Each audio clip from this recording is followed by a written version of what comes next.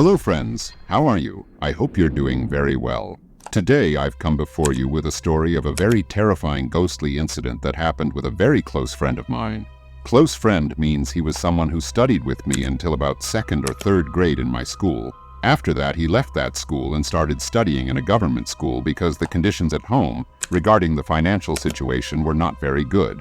So his family members removed him from our English medium school and put him in a government school. And since then, there was a bit of a gap between us. Otherwise, we were solid friends in childhood. Then I grew up a bit, came to Chicago, came to New York, then came to Washington, so the contact was completely lost. Yes, we were still connected on Instagram, liking photos and all that, commenting, continued. Just 2 days ago, I mean the day before yesterday, I receive a message from him on Instagram saying, "Brother, give me your number. I need to talk to you urgently." He has had my Instagram contact for so long, but still hasn't asked for my mobile number. He's asking for it today. There must be something important. I gave him my number, and he said, "Brother, I want to tell you about a very dangerous incident that happened to me a few days ago." I said, "What happened?" First, we exchanged some pleasantries, asked where he's living, how he is these days. So he told me that he has left his hometown, which actually wasn't his hometown. He was from a small village next to our hometown, from where he used to come and go to school. He said, "I've left that village too, and now I live in my grandfather's village." And his grandfather's village is even smaller. He told me, "Brother, a very terrifying incident happened to me a week and a half ago, which occurred right in my grandfather's hometown." I said, "Brother, tell me the whole matter. What happened?" He told me, "Brother, you know very well how deserted that area becomes at night. Even before 8 p.m., anyone thinks 100 times before leaving the house." I said, "Yes, brother, that's true. You tell me in full detail what happened to you. Now I'll tell you the full story of Joy, the name of the boy who lives in a very small village in Martin. It was like this. His age would have been around 28 to 29 years, and early in the morning he would go to run his small shop. His shop was a flour mill, meaning people would come to him to grind wheat, to grind lentils. He had opened such a small shop, and it was the only one in the village, opened a bit far from his house. He would nicely run his flour mill all day and return home at night. One day, some of his relatives came to his house. The relatives spent a lot of time during the day. There was a lot of chit-chat. Then, when it got very late at night, his aunt, who was a relative, says to him, "Dear son, drop me home. The rest of the people will stay here." He understood the relationship. It was his aunt. "I thought you were going to stay the whole night," he said. She said, No, son. In the midst of talking, I don't know how it became midnight, but I have to go home. Something happened in our house a few days ago. After that, we can't lock our house for the night, so son, I have to go. Drop me off. You have a bike." He had a bike too. He said, "Okay, auntie, let's go." He seated his aunt on his bike. It's not an old story, it's a story from a week and a half ago. He seated his aunt on the bike, looked at the weather outside. It wasn't raining, but yes, even though it wasn't raining, the cold was so intense that there was no limit. Yes, it's cold in small villages. In Washington, it's still getting hot. Really, it was very hot today. So, yes, he saw that it was quite cold.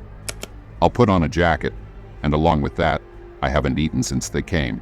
The conversation has been going on. I haven't eaten, so I'll take a packet of biscuits, I'll take a water bottle, that if I meet some friends on the way, if I get a chance, I'll sit down, talk, eat biscuits." So he took a small bag, put things in it. He seated his aunt on the bike and set off. There was no effect of rain, and he was going along nicely. He reached his aunt's village, got his aunt off the bike, and said, "Auntie, I'm leaving now." Auntie said, "Thank you. Okay." Now he started his bike again and was coming back. He got confused on the way. Now look, where he was coming from, there were no streetlights. Auntie had been telling him, "Son, go from here, go from there, go from there." Now some village roads are very winding, like alleys. This road was also like that. Returning, he got completely confused. Damn, where did I come from? Where am I going? He couldn't understand. Even though I was born in that area, I couldn't understand. He said, "I'll do one thing, I'll honk in front of some house because in such a small village, at this late hour, It's quite impossible for someone to be seen outside wandering around. I'll honk loudly in front of some house. Someone's sleep will be disturbed. They'll come out to scold. I'll ask which way to go. He did just that. There was a small house. He went in front of it and started honking loudly. From inside, an old man cursing, "Who is it? Ill-mannered, disturbing my sleep," and all that. He came out very angrily. He said, "Sir, I'm sorry for disturbing your sleep, but I need to know the way to this village. I can't understand which way to go." He said, "What is this? You're from here and you don't know how this village is? Go straight. Then you'll come to a railway crossing. Cross it, then there's a left, and then go like this and like that." He said, "Grandpa, I didn't see a railway crossing when I was coming." Grandpa angrily closed the door, didn't give any answer to this. He thought to himself, maybe Grandpa is telling me some other route. Maybe this is the main road route, not the alley dirt road route from where Auntie brought me. So okay, I'll go by the road route. Otherwise, I'll get confused again in the alley dirt road. Then I'll have to honk and wake someone up again. Someone will scold. It's better this way. He turned his bike in the direction that Grandpa had said. Grandpa had said angrily. I had said, "What happened to that? You'll understand ahead." He started going nicely on his bike. The whole area is deserted. His bike is going. After a while, the railway crossing came. He said, "I came absolutely right. Grandpa didn't turn out to be a villain. Grandpa turned out to be good. Okay, brother." Just as he was about to cross the railway crossing, it went pee pee pee pee pee and fell. Oh man, this railway crossing has stopped me, meaning now some train will pass by at high speed. After that, this will go pee pee pee and rise, and then I'll cross this railway track and get out of here. He thought, what is this? I can't hear any horn sound of the train. The railway crossing. Maybe the man who handles this here closed it 5 to 10 minutes ago. I'll do one thing. I had kept biscuits in the bag. I'll eat that. Drink water. There are mice jumping a lot in my stomach. It's been a long time. It will be good. By then the train will also come. He took out the packet of biscuits and ate it, then drank water, but saw that there was still no sound of the train, no sound at all. Now the man who does all this work of raising and lowering the crossing, his office was across that railway track, and this guy is trying to see if the man is visible, so that I can signal and ask why he closed it so early. There's still no sound of the train. 10 to 15 minutes have passed, but a small light was visible, but no man was visible inside. He thought, maybe he's sitting behind, lying down. Okay, while I'm waiting for the train to come, I'll relieve myself. He had to pee for a long time. He parked his bike and went a little ahead where there was a tree. He went under that tree and started to relieve himself nicely. In commotion ahead in the darkness, meaning on this side of the railway track, on the side where he was standing, he tried to look carefully in that direction. What did he see?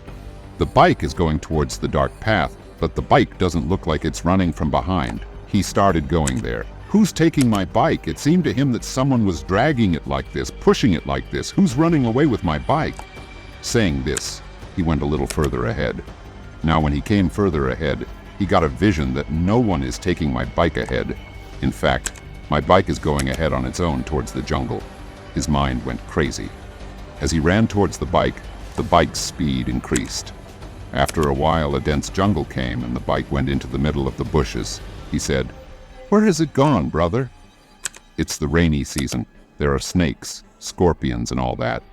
I'm scared. Should I go or not? Should I go or not? Hallelujah, I'm going." Saying this, he went into the bushes, but the bike is not here. He said, "Where has the bike gone? Who has played this joke on me? Come out once, I won't spare you. You don't know who I am." Saying this, he started cursing loudly, but no man was visible, nor did any response come.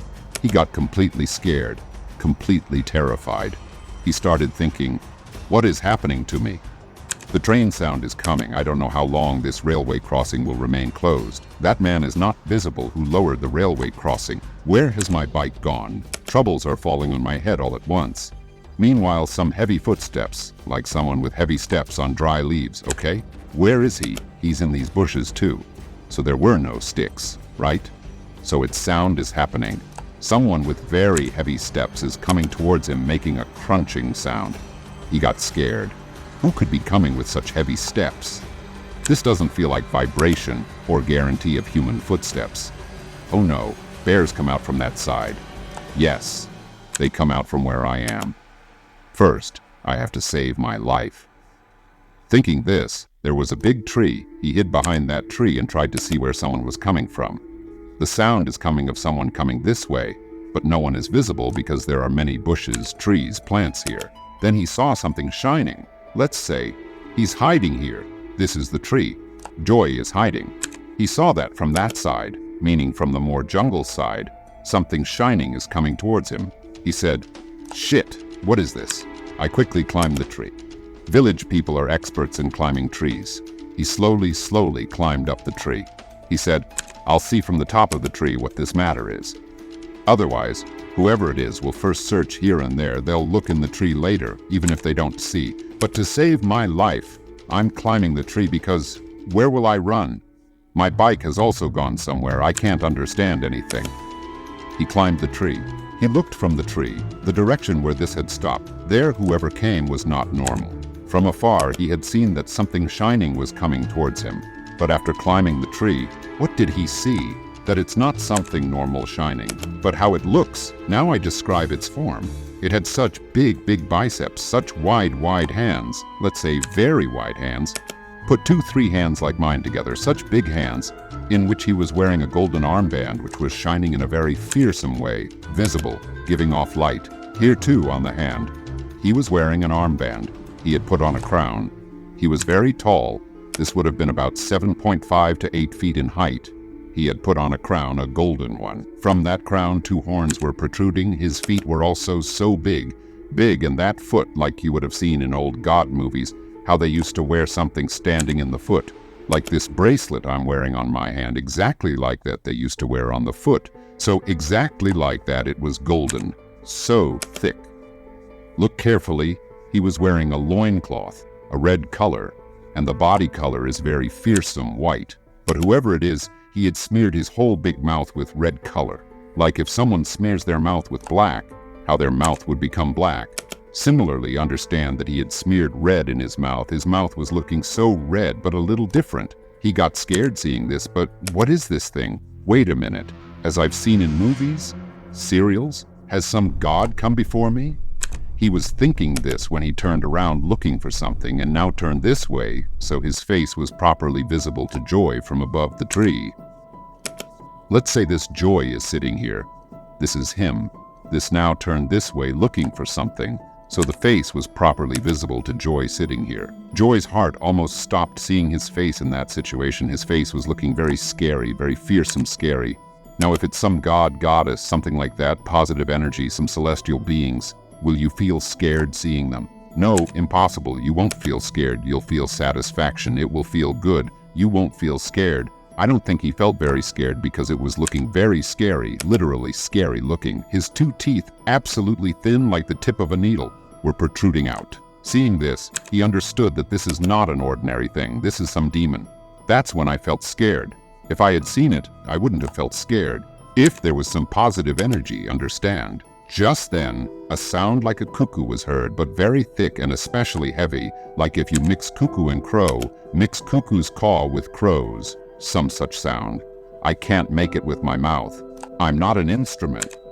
Just then, the demon understood that the sound was coming from there. He left his search and ran towards that sound. He said, "Where is he gone? I'll get down from the tree. I'll look in that direction where he's going. Whatever that thing is, there must be some connection with my bike which disappeared." Quickly he got down from the tree and with soft steps went in the direction where that scary-looking giant demon had run. That sound, following the sound, literally going a little more inside among 4 or 5 trees, this demon stopped, and on a branch of a tree a goat was hanging upside down, which was cut. It was a goat. Its skin and all had been removed.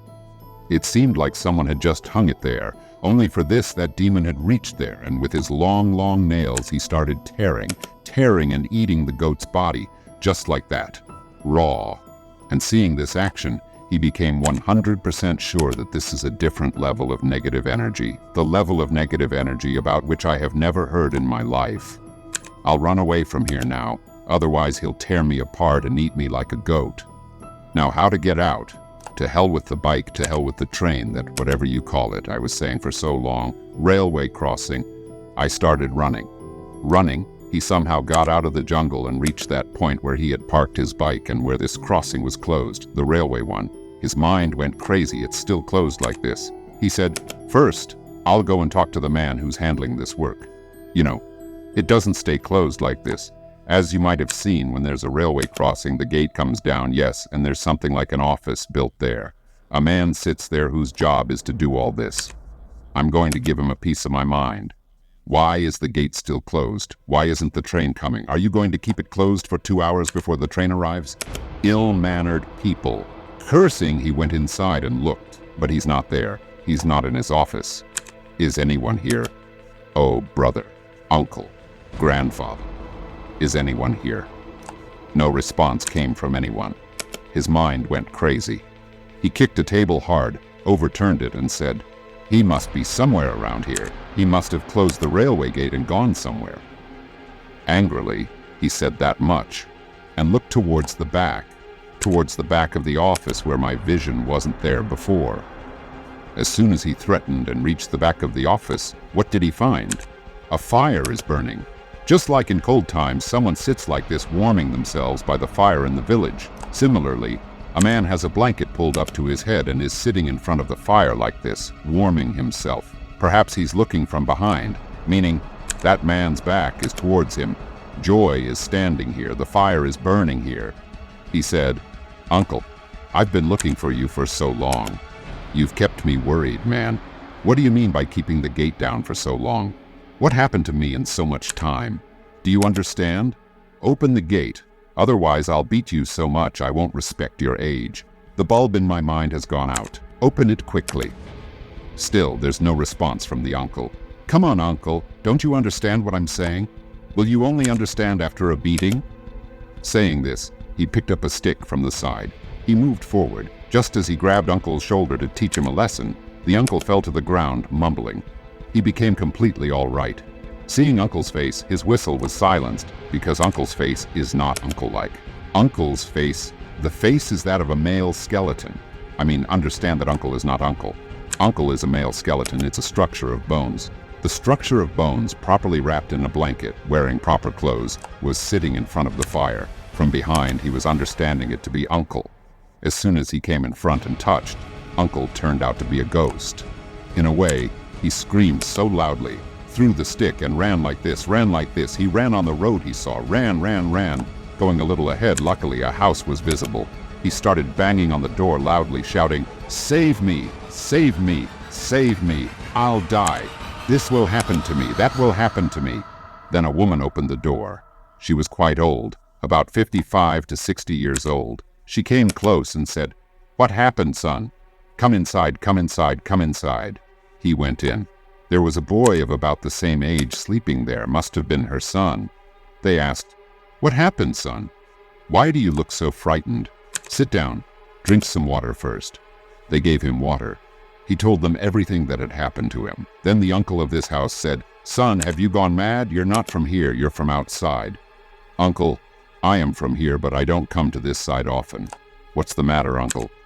Uncle explains, "Son, the railway crossing here, and about 20 years ago, a railway crossing employee died in a very terrible way. Since then, until today, whoever goes near that railway crossing after 1:30 at night, that employee surely appears to them in a ghostly form. Why did you go there, tell me?" "Uncle, he appears? He died? I mean, can you tell me a bit more in detail?" Uncle G explains, "Son, 152 years ago, a man named Kim used to work here, okay? He was a very good man. He must have been about 50 years old. He would have retired in a few years, poor fellow. It was around 1:30 at night. He was sitting nicely, waiting for some train signal, when suddenly he saw someone standing on the railway track from his office. He said, 'Shit, why is someone standing on the railway track to give up their life?' Someone was standing there on the railway track for the train to come and run over them to end their life. So Kim came down and tried to remove him. He was a very poor man, poor fellow. Due to his poverty, he had tried to come in front of the train, but Kim persuaded him and removed him from there. Just then, 4 goons, thieves, pickpockets reached there and beat Kim very badly, and also beat that poor man very badly. They left Kim half dead. The poor man somehow managed to save his life and ran away from there, seeing that Kim's body had been left half dead. But when someone must have come there the next day, They saw that Kim's body had been torn to shreds. Some animals had finished him off very mercilessly. Since that night, whoever goes there after 1:30, because maybe Kim died at 1:30, after 1:30, they see Kim's ghost, who was the employee of that very railway track, that very railway crossing. He said, "Shit, Uncle, one thing I understand. Maybe what tore Kim Uncle's body to shreds wasn't an animal. It was a Brahmarakshasa. I saw it with my own eyes. I've heard many stories of Brahmarakshasa in my childhood, sir. It was that." Uncle said, "Yes, son, it's possible. Now that you've told me, I also feel the same."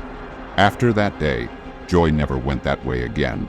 Think, such an incident happened near my hometown. If it has happened in your area too, then write and send it to me. The mobile notification will ring and the title vital of my video will be visible above, meaning I've uploaded the video. Yes, so let's meet again for the next video. Until then, goodbye.